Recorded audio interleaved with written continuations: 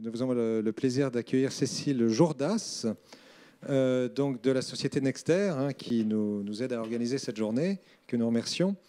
Alors, vous êtes ingénieur en intelligence artificielle donc chez Nexter Robotics, donc qui fait des robots, où vous développez les fonctions autonomes pour les robots tactiques polyvalents. Donc les robots qui ont, nous allons le voir, un certain volume et qui sont terrestres. Et donc vous développez en particulier les briques de perception de l'environnement et de déplacement pour l'autonomie de ces robots. Et vous avez précédemment travaillé dans tout ce qui est reconnaissance d'empreintes digitales, de visage, algorithmes de détection suivi de l'entreprise. Donc vous êtes également une experte et nous vous remercions pour cette présentation axée robotique militaire terrestre. Bonjour, donc oui, je vais vous parler aujourd'hui des robots tactiques polyvalents. Donc vous pouvez voir ici, c'est des robots qui vont de 300 kg à plusieurs tonnes et dont les missions visées sont des missions assez diverses de logistique, d'évacuation sanitaire, de reconnaissance. Ça peut aussi être des robots rondiers. Oui, voilà, on envisage aussi qu'ils puissent faire de l'ouverture d'itinéraires. La finalité de ces robots, c'est d'avoir des outils qui sont capables à la fois d'améliorer la protection du militaire, de le protéger, et puis surtout de le dégager de ce qui peut être réalisé par des machines, voilà, pour que les militaires puissent se consacrer à des tâches à plus forte valeur ajoutée. Et donc ces développements se placent dans le cadre de cette roadmap qui a pour but, donc Bruno Rico en parlera plus tout à l'heure, d'atteindre vers les années 2025-2030 des systèmes mixtes, donc en ayant par exemple un véhicule habité aidé, assisté par des véhicules autonomes, donc que ce soit des véhicules terrestres ou des drones, donc capables de lui donner une meilleure vision de son environnement. Et en ce qui concerne les cas d'usage, on envisage des robots qui sont capables de se déplacer dans des environnements ruraux et non balisés, plutôt non urbanisés, mais enfin voilà, on n'exclut pas le bitume, c'est pas qu'on ne peut pas se balader dessus, mais voilà, l'idée c'est qu'ils soient capables d'aller dans des terrains un peu chaotiques. Et donc les objectifs qu'on voit de l'IA, l'intérêt de l'IA pour ces robots est forcément multiple, que ce soit pour de l'analyse de terrain, puisque là actuellement ces robots sont capables d'effectuer une cartographie de leur environnement, plutôt à partir des données LIDAR, mais ça peut aussi être fait dans le visible, de se relocaliser justement dans ces cartes. On souhaite aussi qu'ils soient capables d'analyser la texture du sol, par exemple, pour donner une information du type de véhicule à envoyer ensuite derrière eux. On veut aussi qu'ils soient capables, donc ça on va en parler plus fortement aujourd'hui, d'évoluer de façon autonome dans cet environnement. Donc comme on le disait, si on veut que notre véhicule habité ait des ailiers autonomes, il faut que les ailiers soient capables d'aller où on leur demande d'aller, voire de déterminer eux-mêmes où ils devraient aller pour avoir un meilleur point de vue. Donc pour ça, on travaille sur du suivi de convois, de leaders, de chemins, de lisières de bord de route. Je ne vais pas vous faire la liste, mais voilà, on veut qu'au moins dans des tâches assez simples comme ça, le robot soit capable d'évoluer seul. Et puis bien sûr, on veut qu'il ait des capacités de perception au sens de détection donc de menaces, d'intentions, éventuellement si c'est un robot rondier, de réidentification de personnel pour valider que telle ou telle personne a le droit d'être dans une zone donnée. Et pour ça, donc, ce sont des robots qui ont à leur disposition un peu tout ce qu'on peut trouver comme capteur. Donc là, j'ai donné un exemple. Voilà, typiquement, un robot va avoir donc 4 caméras visibles, devant, derrière, gauche, droite à peu près. Une caméra infrarouge, éventuellement une caméra fisheye pour avoir une vue 360, et des lidars 2D qui sont plutôt là pour de la protection, de la sécurité, pour détecter un obstacle assez proche et s'arrêter. Et aussi des lidars 3D, donc plutôt pour se localiser, éventuellement des centrales inertielles. Je n'ai pas mis le GPS là-dedans parce qu'on envisage aussi que ce soit des robots qui évolueront dans des zones où il n'y a pas forcément de GPS, ou en tout cas on ne veut pas forcément avoir à se reposer dessus, mais voilà, c'est possible aussi. Alors j'espérais garder le suspense jusqu'ici, mais on m'a damé le pion. Donc notre plus grosse problématique, c'est la donnée. Voilà, et pour ça, il y a plusieurs raisons. D'abord, alors si on prend l'exemple du suivi de chemin, ou du suivi de route en tout cas, les bases de données civiles sont pour la plupart à usage non commercial, et même quand elles sont à usage commercial, de toute façon, ça ne correspond pas nécessairement à nos cas d'usage. Donc comme je le disais, on veut aller dans des environnements ruraux, non balisés, alors que ce qu'on peut avoir facilement à disposition, c'est des données urbaines avec des marquages au sol, des bâtiments, et voilà, pas forcément ce qu'on a, enfin ce qu'on souhaite avoir en tout cas, pour le déploiement de nos robots. Donc pour ça, on a envisagé différentes approches et qui, comme ça a été dit précédemment, reposent beaucoup sur la simulation. Donc on bénéficie d'abord d'un simulateur qui est fait par une société française à Clermont-Ferrand, 4D Virtualise. On n'est pas les seuls à l'utiliser dans la salle, je pense. Donc c'est un simulateur qui a un avantage. Est-ce que ça marche? Oui. Donc voilà, c'est un simulateur. Alors il y a une simulation déjà dans le visible, mais on n'est pas forcément sur le meilleur rendu. Des jeux vidéo ont un meilleur rendu visible que ça.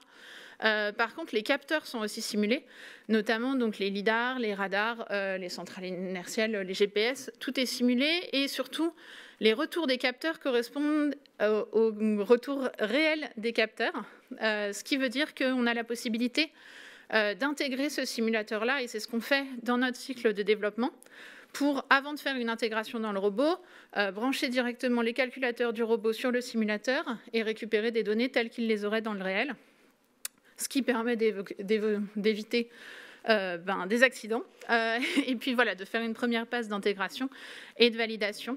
Et donc, on a la possibilité de rajouter, donc là, c'est ce qu'on voit là, il y a des petits bonshommes qui se baladent, il y a aussi des véhicules qui tournent, et là, c'était par exemple pour une simulation de surveillance de site, justement. Est-ce que ça marche? Oui. Donc, comme je le disais, là, ce simulateur-là, on l'utilise plutôt pour de la validation et de la préintégration. Et donc, je vous ai mis, c'était histoire de montrer des exemples. Donc là, on voit en haut un véhicule qui se promène avec les algos de détection du robot qui sont appliqués dessus, où on voulait valider qu'on arrivait aussi à détecter des choses derrière un grillage. Et puis, en bas, c'est une intégration d'un suivi autonome de véhicules, donc voilà, un suivi de convoi, enfin en tout cas les prémices d'un suivi de convoi. Voilà, et donc comme je le disais, là c'est le robot qui lui-même, en fonction de ce qu'il récupérait comme information dans l'environnement, agissait sur son propre contrôle pour suivre le véhicule. Je ne sais pas si c'est clair, mais j'espère. L'idée étant que ça nous permet de limiter les itérations réelles sur les robots, qu'on n'a pas forcément toujours à disposition, et que de toute façon, on espère limiter. Voilà, on gagne beaucoup de temps à utiliser des simulations. Un autre aspect et avantage de la simulation, c'est donc là, je vous ai montré tout à l'heure, je vous ai parlé de la problématique des données pour le suivi de chemin, où voilà, les données civiles ne nous suffisent pas. C'est pour ça qu'on s'est tourné vers la simulation pour augmenter nos jeux de données. Donc pour ça, on a utilisé Unreal Engine, qui est un logiciel de jeux vidéo, et un plugin qui permet d'acquérir des données et surtout des images nativement labellisées, donc gros avantage, en définissant, donc on a pu définir notre environnement, des niveaux de luminosité, et donc acquérir des données. Et donc vous allez voir ce que ça donne. Donc là, si ça tourne, voilà, à gauche, vous avez les données simulées avec la labellisation. Donc je ne sais pas si ça rend bien, mais les données sont de meilleure qualité que ce qu'on peut avoir dans le simulateur que j'ai montré auparavant. Et à droite, vous avez le résultat un résultat de segmentation de route sur des données, donc d'abord relativement simple, et après on passe avec une vue depuis un robot sur un terrain qui est représentatif d'un terrain d'entraînement. Donc vraiment plus proche du cas d'usage qu'on envisage. On va y arriver bientôt. Pendant que vous faites une promenade en forêt. Ça fait voyager. Voilà. Donc bon, l'angle de la caméra n'est pas génial. C'était pas le meilleur capteur. Mais voilà, l'idée c'est vraiment un terrain d'entraînement. Et donc la vue robot, vous avez même le canon.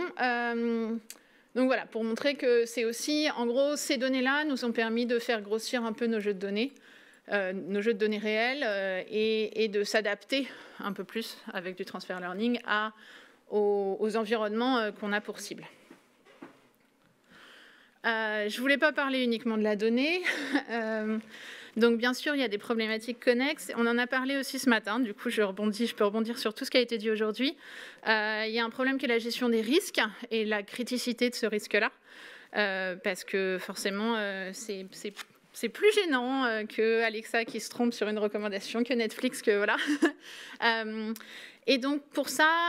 on se dit deux choses. On se dit d'abord que, de toute façon, là, on travaille sur des briques et on a la possibilité d'avoir aussi des briques un peu sécuritaires. Donc, comme je le disais, par exemple, les lidars 2D vont toujours passer au-dessus des fonctions et des briques IA qu'on pourra mettre.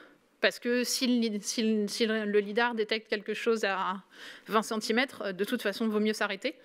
Et donc voilà, on a cette idée d'avoir une multiplicité de petites briques et de briques sécuritaires qui vont pouvoir nous assurer de limiter les risques de nos modules IA, puisque de toute façon, on est sur un apprentissage statistique. On ne pense pas avoir un jour 100% de fiabilité là-dessus. Donc voilà, on voit plutôt comme ça, en se disant qu'on sécurise autour et qu'on s'en sert comme assistance, mais pas en s'appuyant uniquement là-dessus.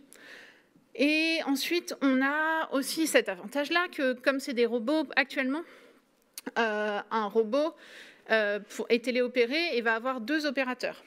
On est sur quelque chose d'assez riche. 2 opérateurs pour un robot, c'est vrai qu'en déployer, ça va être un petit peu dur. Donc, tout ce qu'on fait, ce qu'on développe, est pour avoir déjà un seul opérateur, voire à terme, un opérateur pour plusieurs robots. Mais on est encore loin d'envisager de ne plus avoir d'opérateur du tout. Ce qui fait qu'on se laisse encore la possibilité de rendre la main à l'opérateur quand on n'arrive pas à statuer. Et donc voilà, et donc on est plutôt à intégrer dans nos algorithmes aussi un indice de confiance pour pouvoir dire, non, là je n'arrive pas à statuer, plutôt que de faire une erreur, je préfère rendre la main. Donc on est d'accord que d'ici 15 ans, ça sera sûrement obsolète, mais voilà, en l'état, pour l'instant, pour faciliter donc le deuxième point qui est l'acceptabilité, ça nous paraît indispensable d'avoir quelque chose où on se dit, quand il me dit qu'il sait, je peux lui faire confiance, et sinon il me rendra la main. Et donc, oui, pour faciliter cette acceptabilité, il faut que les fonctions soient fiables, donc on travaille là-dessus. Il faut aussi que nos robots servent à quelque chose, donc on travaille aussi sur les fonctions, sur ce que ça peut apporter sur le terrain. Et puis, on envisage plutôt une approche incrémentale avec un maximum de démonstrations et d'échanges avec les opérationnels pour convaincre aussi à chaque itération. Et pour s'assurer pour aussi faciliter l'acceptabilité, on a réfléchi donc à des fonctions par exemple de suivi de leader. L'idée étant qu'on voudrait que le robot s'intègre le plus naturellement possible dans un ensemble. Et aussi limiter la surcharge cognitive de l'opérateur, justement. Puisque si la seule chose qu'il veut, si ce qu'il fait, c'est avancer sur un terrain assez simplement et découvrir un peu, il n'a pas forcément envie de téléopérer son robot. Et donc, on voudrait que le robot soit capable de le suivre, comme ça, assez simplement. Donc, on avait envisagé une première approche de commandes gestuelles pour pouvoir utiliser les gestes qui sont utilisés pour diriger les humains et se calquer là-dessus. Et là encore, on retrouve le problème de données puisque même avec des détections de squelettes, c'est des mouvements qui sont assez peu représentés dans les données civiles. Donc voilà, on travaille là-dessus, mais en attendant, on a aussi réfléchi à avoir quelque chose... j'aurais dû vous montrer les vidéos. On a aussi réfléchi à avoir quelque chose qui va déjà être une première version. Et pour ça, on a lancé un challenge dans le cadre. Nous avons cherché une version un peu simplifiée. C'est assez agréable. Donc là, l'idée, c'est on se dit, avoir un suivi de leader, ça, on l'a déjà. Ce qu'on veut, c'est aussi avoir un suivi de leader un peu intelligent et gagner en intelligence, comme ça, au fur et à mesure, en se disant que si notre leader détecte un problème et a besoin de se mettre à couvert, on aimerait bien que le robot vienne pas gentiment se mettre à côté de lui pour en faire une cible vivante. Et donc, on veut dans un premier temps détecter des transitions un peu notables et puis agir en conséquence, donc que ce soit l'arrêt du robot, soit carrément un retour en arrière. Donc voilà, on a lancé ce challenge-là. J'espère qu'au prochain colloque, on pourra vous montrer des résultats. Les travaux commencent.